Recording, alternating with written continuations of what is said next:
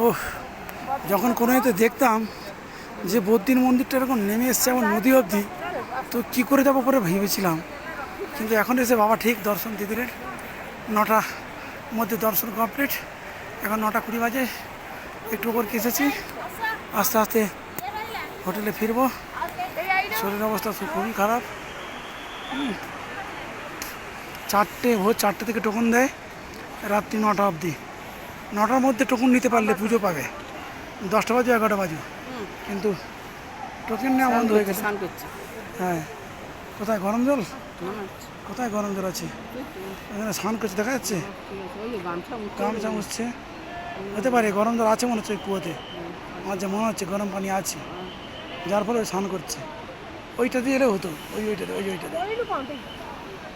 ওই তো গরম পানি। এই তো এখান থেকে বেরোচ্ছে, এইটা গরম পানি আছে। এই ধোঁয়া বেরোচ্ছে না, এই যে ধোঁয়া বেরোচ্ছে, এই ধোঁয়াটাতে গরম পানি আছে নিশ্চয়ই।